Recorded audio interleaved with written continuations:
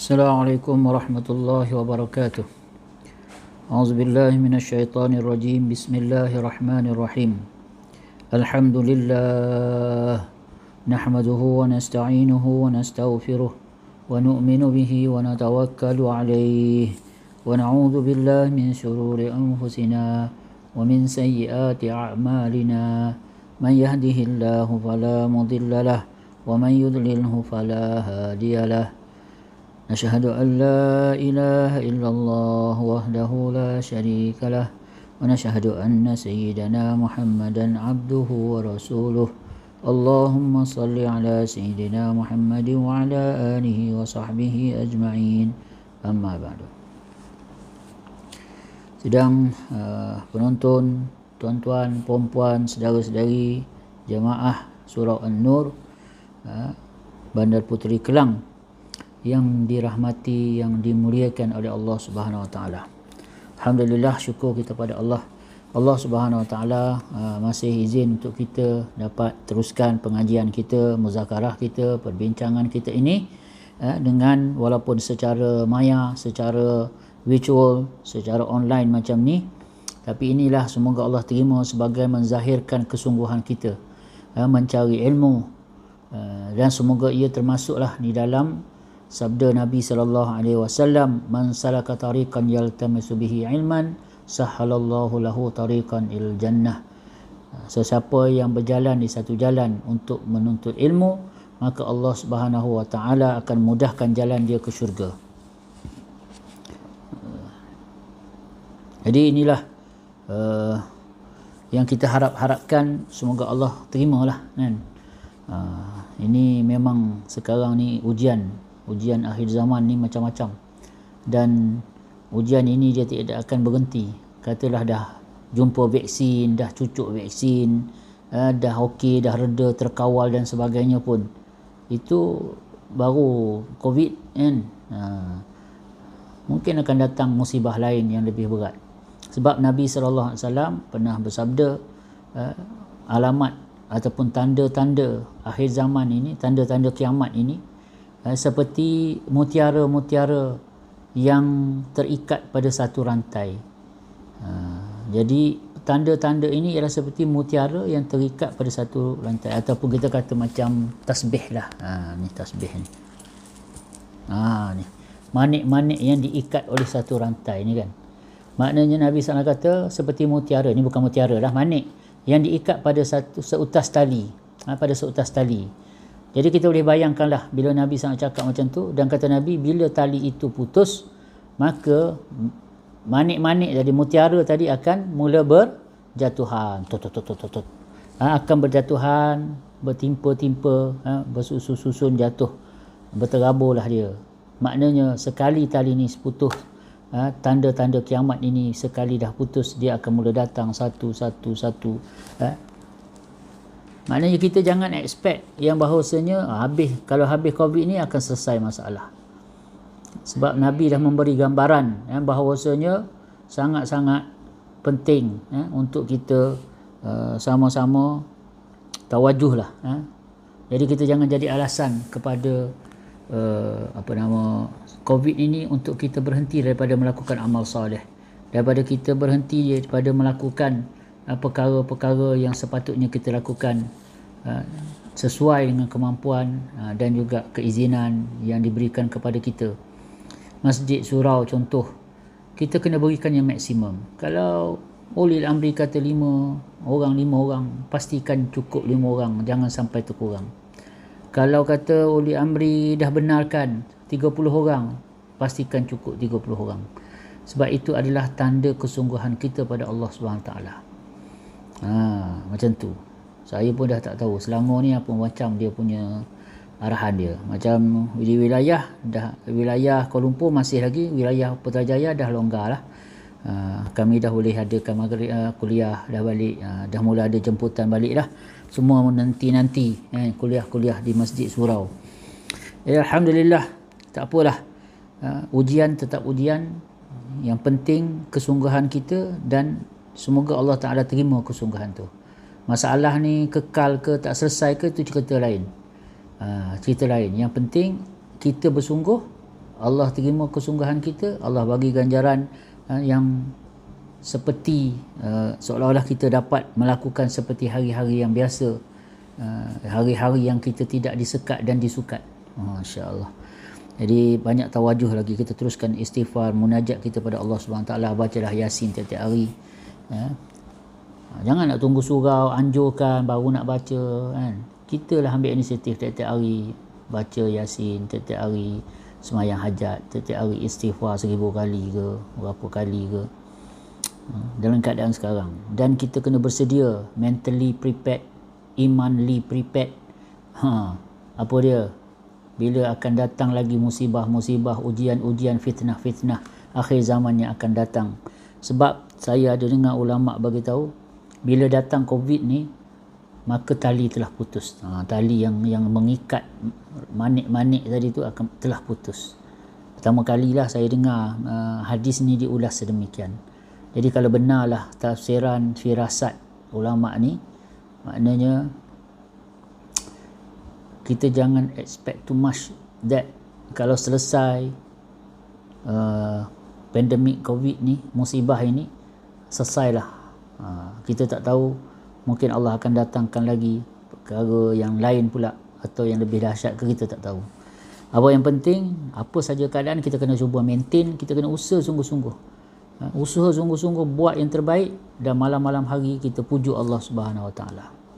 Kita pujuk Allah Subhanahu Wa Taala. Dalam tafsir At-Tabari saya tengok ada satu tafsiran tentang ayat Quran ni, al-mustaghfirina bil ashar, yakni orang yang beristighfar di waktu sahur. Dalam tafsir tu dia kata, kalau satu kawasan tu ada 15 orang, ada 15 orang yang beristighfar sebanyak 25 kali, mana pada waktu sahur tu, hujung malam tu, Allah Ta'ala akan angkat azab satu-satu tempat. Jadi kita kena pakak-pakak bangun lah kan. Rasanya AJK surau pun cukup dah kot 15 orang kan. Mungkin AJK surau pun dah cukup dah 15 orang. Jadi kita kena usaha lah, kalau tak cukup 15 orang tu, cari pakat sungguh-sungguh. 15 orang ni mesti bangun tiap-tiap malam. Lagi bagus kalau ahli karya, yang wajib bangun seramai 15 orang ni, tiap-tiap malam mesti, yang 15 nama yang naik shift ni.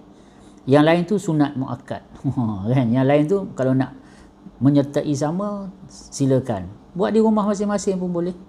Tapi dia nak bilangan tu dalam tafsir At-Tabari tu ialah 15 orang. Sikit je tu 15, bukan dia kata 150 kan. Jadi insya-Allah ini ikhtiar kita kan. Dah lama dah kita jaga kita ni. Nampak raya tak jalan-jalan, kita minta Allah jaga kita lah pula. Nabi SAW berkata apa dalam hadis Tirmizi, ihfazillah yahfazka, jagalah Allah, Allah jaga kamu. Ihfazillah yahfazka, kamu jaga Allah, Allah jaga kamu. Jangan kita duk kalut sangat, confident sangat dengan kita jaga kita ni, sampai Allah lepas tangan. Kau nak jaga kan, buatlah. Jangan. Semoga Allah ampunkan kita. Semoga Allah Ta'ala tak jadikan macam tu lah. Jadi kita kena sungguh-sungguh tunjuk pada Allah Subhanahu Wa Ta'ala. Kalau semua karya satu Selangor ni, satu Malaysia ni pakat buat, pastikan, dimestikan ada 15 orang ni. Mungkin kita ramai ahli karya kan, boleh ambil shift lah. Mungkin kita boleh susun seminggu tu, sebulan tu lain-lain orang dia kan, lain-lain orang dia. Jadi terpulanglah, insya-Allah. Baik, kita teruskan dengan muzakarah kita ni pada perenggan yang seterusnya, yang berada di dalam bab ikhlas ini. Kata pengarang, dan bahawasanya benar itu baginya 6 pangkat. Ini berkenaan dengan benar, siddiq. Perkataan sidq, benar. Maka benar itu baginya ada 6 pangkat. Barang siapa sampai ia pada sekaliannya akan pangkat sempurna, nescaya patut dinamakan akan dia dengan siddiq. Artinya yang banyak benar. Banyak benar ni maknanya dia ni selalu benar. Jadi dia ada berdasar pengarang kita ni, musannif kita Syekh Abdul Qadir Al-Mandili, dia kata bahawasanya benar itu dibahagikan kepada 6 pangkat, 6 kategori lah kalau kita kata. Pembagian ini sebenarnya telah disebut oleh Imam Al-Ghazali. Ini bukannya kesimpulan yang dibuat oleh Syekh Abdul Qadir sendiri. Jadi Syekh Abdul Qadir sebagaimana diterangkan dalam mukadimah di awal-awal lagi, dia dah bagi tahu kitab Penawar Bagi Hati ini terasnya, rujukannya yang ni ialah daripada kitab Ihya Ulumuddin Imam Al-Ghazali. Jadi kitab Ihya Ulumuddin ini Imam Al-Ghazali merupakan antara aliran tasawuf yang paling berpengaruh lah kita kata. Dia banyak lagi macam tasawuf Jalaluddin Ar-Rumi, tasawuf Bustaman, tasawuf Sufyan Tsauri dan sebagainya. Tetapi yang agak menonjol dan berpengaruh sangat luas ialah tasawuf menggunakan pendekatan kaedah yang disilibuskan oleh Al-Imam Hujjatul Islam Al-Imam Al-Ghazali. Jadi Imam Ghazali sebenarnya yang menyatakan membahagikan benar itu ialah ada 6 pangkat dia, ada 6 kedudukan dia. Jadi kata pengarang, barang siapa sampai ia pada sekaliannya, maknanya sampai dia pada 6 pangkat tu, akhirnya dia sampai, maka sekaliannya akan pangkat sempurna nescaya patut dinamakan akan dia dengan siddiq. Maka siapa yang sampai ke 6 ini, maka sebenarnya dia telah sempurna dalam bersifat siddiq tadi, bersifat benar tadi. Bila macam tu, maka layaklah orang ini untuk dipanggil dengan nama siddiq. Siddiq ini mana satu orang yang sentiasa bersifat benar, yang sentiasa bersifat benar. Seterusnya pengarang kata, kata ada 6. Apa dia yang pertamanya? Iaitu benar pada perkataan, pada segala kelakuan. Maknanya selaras antara perkataan dengan kelakuan. Itu satu sifat benar. Apa yang orang kata walk the talk, walk the talk kan, apa yang dia cakap itu dia buat. Termasuk dalam ni seperti contohnya ialah menepati janji. Betul lah tu, maknanya dia tak mengelak kan, apa yang dia cakap itu yang dia buat. Ini maknanya selaras, benar lah antara perkataan dengan kelakuan. Ini baru satu pangkat. Yang kedua, benar pada niat. Tadi cakap dengan buat tu selari. Yang ni pula ialah benar pada niat. Apa maksud benar pada niat? Dan iaitu bersih padanya oleh yang menyeru kepada kebajikan. Maknanya dia buat ni semata-mata dengan untuk niat yang baik. Niat yang baik artinya tiada bercampur dengan yang menyeru kepada kejahatan. Dia tidak bercampur dengan faktor-faktor yang membawa kepada kejahatan, yang mendorong kepada benda tak elok. Niat dia tu betul, maksudnya niat dia tu tak bercampur-campur. Maka jika ada padanya campuran, kalau bercampur antara niat elok tak elok ni, maka sesungguhnya telah luput oleh benar pada niat. Kalau ada bercampur antara niat tu yang elok dengan yang tak elok, maka pada masa itu terluputlah, maknanya tak dikiralah orang tu sebagai bersifat benar. Maknanya niat dia tu tak betul. Dan yang kedua ataupun kategori kedua, pangkat kedua inilah kembali ia kepada ikhlas. Maksudnya inilah yang dibahaskan tentang ikhlas. Apa dia? Apabila niat dengan perbuatan itu selari dan niat dia tu memang betul kerana perkara yang baik. Faham tak? Ada kadang-kadang perbuatan tu nampak bagus, zahirnya macam okey, tapi niatnya tak okey. Contoh lah kan, satu orang dia puji orang lain, tujuan dia supaya dia ni dipuji balik. Oh, cantik baju hari ni. Dalam hati tu supaya orang, alah awak pun cantik juga. Itu maksudnya memuji tu bagus. Tetapi niat dia tu tak berapa nak elok tu. Dia ada pencampuran kat situ. Nak puji tu dah bagus dah, niat nak puji, nak gembirakan hati kawan, nak mengiktiraf, memuliakan orang. Tetapi dalam masa yang sama ada terselit pula niat cenderung dia kepada untuk supaya dia pun turut dapat pujian sama. Maka pada masa ni tak selaraslah antara niat tadi tidaklah benar. Maka ini termasuk dalam bab ikhlas yang dibincangkan tadi tu. Bab ikhlas. Okey. Kemudian apa lagi yang seterusnya? Yang ketiga. Dah dua dah. Benar pada cita-cita. Benar pada cita-cita. Cita-cita maknanya azam, kehendak tu benar.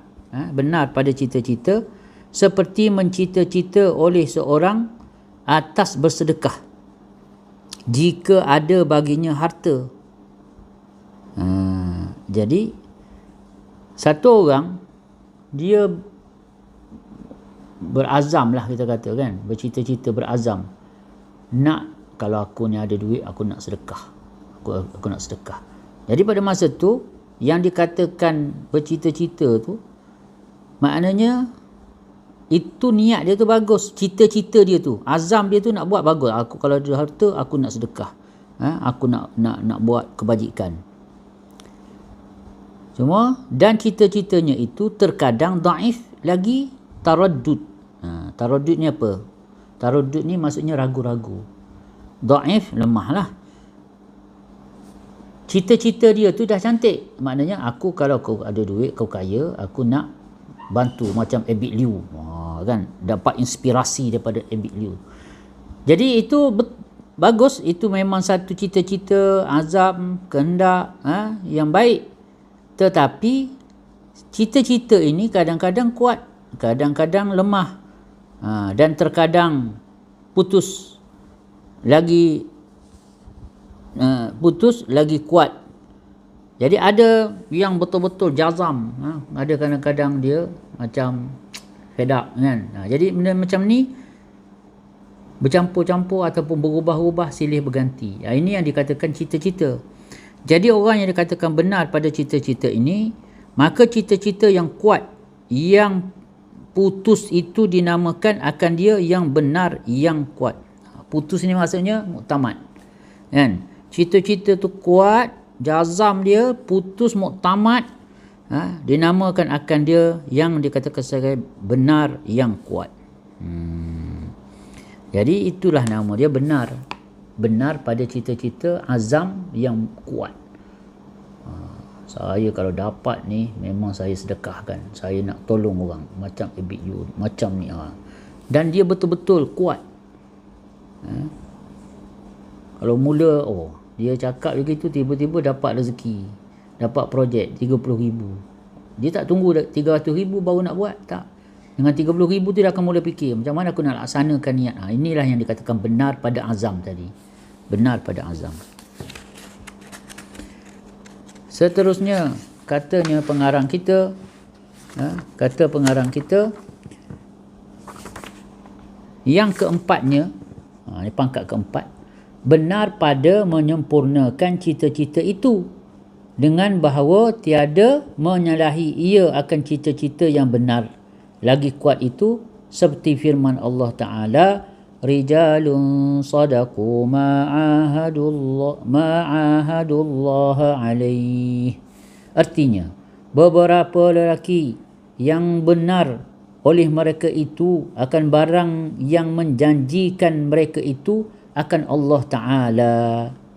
Ini contoh daripada ayat Al-Quran. Allah Ta'ala puji para sahabat Nabi SAW, bahawasanya di kalangan para sahabat Nabi SAW, rijalun sadaqu ma'ahadullah, adanya orang yang benar dengan apa yang mereka janjikan pada Allah Subhanahu Wa Taala, yakni berkenaan dengan kesanggupan para sahabat mengorbankan diri, harta nyawa mereka untuk maksud agama dapat tegak, agama dapat berkembang. Ayat ni bercerita pasal benda tu. Jadi di sini Allah tunjukkan satu contoh yang apa yang dikatakan sebagai benar yang keempat ini, pangkat ataupun kategori keempat, iaitu menyempurnakan cita-cita itu dengan bahawa tiada menyalahi ia akan cita-cita yang benar lagi kuat. Dia dah ada azam dia. Sekarang ni dia bersungguh-sungguh dalam melaksanakan tu. Maka dia termasuklah dalam kategori yang keempat, iaitu orang yang benar pada melaksanakan keazaman dia. Ya. Macam kita lah, azam ni nak diet kan. Tapi selalu yang jadi tak benar pada pelaksanaan. Niat betul, percakapan dengan perbuatan tu betul, niat pun ikhlas, azam pun jelas, tapi bila dalam bahagian pelaksanaan tak jadi, maka dia tak dikatakan sebagai seorang yang benar pada menyempurnakan atau melaksanakan keazaman tadi. Jadi pengarang bawa contoh para sahabat. Para sahabat ni orang yang betul, orang yang benar. Sebab mereka berjanji berbai'ah dengan Rasulullah, mereka berjanji dengan Rasulullah untuk tegakkan agama, untuk berjuang untuk agama, menyebarkan agama, menghidupkan agama. Maka mereka benar-benar telah buat. Mereka telah korban habis-habisan. Mereka telah beri segala-galanya lah untuk menunaikan janji mereka, hatta pada tahap akhirnya nyawa lah yang mereka persembahkan pada Allah Subhanahu wa taala. Masya-Allah, kan kita dengar cerita Hamzah bin Abi Talib, macam mana Abdullah bin Rawahah, Zaid bin Harithah, Ja'far bin Abi Talib, macam mana pengorbanan mereka. Abdullah bin Jaham, macam mana pengorbanan mereka. Syahidnya mereka. Mus'ab bin Umair, macam mana syahidnya mereka. Mereka telah beri agama. Khabib, macam mana Khabib bin Amir, kan? Tangan kena potong. Mula potong tangan kiri, tangan kanan, potong tangan kiri, suruh keluar daripada Islam, tak nak, kan? Potong kaki pula, tak nak. Potong ni tak nak. Last telah potong dua tubuh dia, telah dicencang-cencang. Mak dia nama Nusaibah. Mak dia nama Nusaibah. Mak dia ni bila sampai berita Khabib bin Amir radhiyallahu anhu ini, apa yang dah jadi pada anak dia. Mula-mula orang tak nak cakap kat mak dia. Cakaplah apa dah jadi. Oh, anak puan ni dah syahid. Macam mana dia syahid? Macam mana dia syahid? Maka katanya apa ni ialah dengan cara dipotong tangan, dipotong apa semua, jadi telah syahid, kan? Maka apa jadi? Apa jadi? Katanya Nusaibah, alhamdulillah, untuk inilah aku telah besarkan anak aku. Untuk inilah yang aku telah besarkan, tujuan aku telah didik, aku tarbiyah anak aku ni untuk bagi pengorbanan pada agama Allah Subhanahu wa taala. Jadi benar pada melaksanakan tadi. Allah puji para sahabat Nabi sallallahu alaihi wasallam dalam ayat ini. Kemudian yang kelima katanya musannif kita, yang kelimanya, benar pada segala pekerjaannya dengan bahawa adalah ia dengan kelakuan yang tiada menunjuk ia atas sesuatu daripada yang di dalam hatinya, melainkan hatinya bersifat dengan dia, bermula maknanya bersamaan di dalam dan di luar. Maka jika tiada bersamaan, nescaya tiada daya benar, bahkan terkadang adalah ia riak, seperti menzahirkan ia akan khusyuk anggotanya dan di dalam hatinya supaya dipuji akan dia. Jadi bila tujuan yang kelima ni, maksudnya tak selaras antara perbuatan dengan niat. Azam dah betul, laksanakan pun dah betul, tapi ada pula terselit untuk dipuji. Maka di sinilah maknanya tidak benarlah dia pada yang dikatakan sebagai antara apa kelakuan pekerjaan dia dengan apa yang apa yang ditunjukkan. Nampak khusyuk cantik dah, betul dah. Oh, nak solat yang khusyuk ni. Tapi dah jadi macam tak selaras apabila terselit, supaya orang tengok, oh, orang puji aku kan, oh bagus budak ni. Semayang pun tertib, rajin lagi semayang. Jadi tak betul. Yang keenamnya, katanya pengarang, benar pada segala amal yang batin. Tadi amal zahir, ini amal yang batin, seperti khauf, takut, dan sabar, dan tawakal. Ini kita dah bincang dah kat depan semua kan, sebelum ni kan. Jadi dia kata ini semua amalan-amalan ataupun sifat-sifat batiniah kita, sifat-sifat dalaman. Orang yang benar pada sifat dalaman ni macam mana? Iaitu bahawa mengetahui ia akan makna khauf. Dia faham apa itu yang dikatakan khauf, takut, dan raja, berharap, dan sabar, dan syukur, dan tawakal, dan lain-lainnya, serta merasai ia akan sekaliannya di dalam hatinya. Artinya telah jadi segala kelakuan itu tabiat baginya. Wallahu a'lam. Apa maksud dia? Memang sifat-sifat ini telah jadi jati diri dia, maka benarlah dia pada sifat itu. Contoh macam sabar. Ada setengah orang ni kita, oh sabar dia ni, sebenarnya dia bukan sabar pun, cuma dia tak berdaya nak balas, sebab tu nampak macam sabar kan. Cuba yang memang dia boleh balas, mau dia balas hanya, mau dia bertindak balas, tapi itu maknanya tak benar pada sifat-sifat batin tadi, sifat-sifat sabar, syukur dan sebagainya. Jadi ini pun dikatakan sebagai benar. Jadi kalau satu orang ni dia telah berjaya mencapai kesemua 6 pangkat ini, dah benarlah dia pada semuanya, layaklah orang ini digelar sebagai As-Siddiq, seperti Sayyidina Abu Bakar As-Siddiq radhiyallahu anhu, seperti Sayyidatina Maryam alaihis salam, yang mana mereka ini dikatakan sebagai contoh kategori dan antara insan yang dengan pasti adalah golongan siddiq. Sebab Rasulullah SAW kata Abu Bakar ni adalah siddiq. Allah Ta'ala pula cakap dalam Quran, wahiyya siddiqah, Maryam itu adalah seorang yang siddiq, wanita yang siddiq. Jadi maksudnya di sini contoh, kalau orang ni benar dalam keenam pangkat ataupun kategori ini, dia dapat semua, bermula daripada antara perkataan dengan kelakuan, bermula daripada niat dia, bermula daripada cita-cita keazaman dia, melaksanakan keazaman dia, dan dia benar pula dari segi apa yang dibuat dengan apa yang zahir dan juga yang batinnya, maka ini semua akhirnya orang tu kalau dah betul sampai tahap tu, sifat-sifat batiniah pun benar dengan sifat-sifat yang terpuji, yang dah menjadi jati diri, darah daging dia, tabiat dia, maka orang tadi dah dinamakan sebagai siddiq, sesuai dan layaklah dia digelarkan sebagai seorang yang benar. Wallahu alam.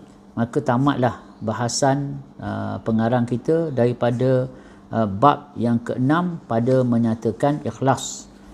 Jadi benar dengan ikhlas ni dia ada adalah dia punya ni kaitan yang amat rapat, kerana kategori kedua tu ialah ikhlas. Jadi lepas pada ni kita masuk kepada satu topik lagi. Ini bab yang ke-7 pada menyatakan tawakal. Jadi insya-Allah tuan-tuan puan-puan, saudara-saudari yang dimuliakan Subhanahu Wa Taala, semoga bila kita dah bahas tentang ikhlas ini, maka akan kita ingat balik. Kalau tak lupa, kita boleh tengok balik dalam rakaman Facebook yang lepas-lepas tu.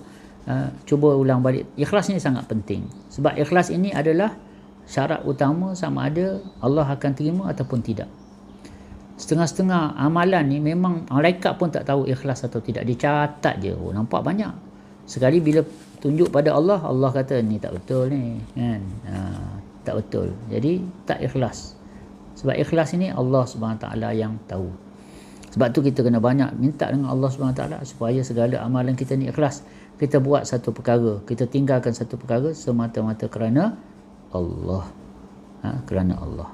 Jadi insya-Allah semoga Allah SWT bagi taufik untuk kita faham perkara ni, kita dapat amalkan seterusnya kita dapat sampaikan pada saudara-saudara kita yang lain, insya-Allah.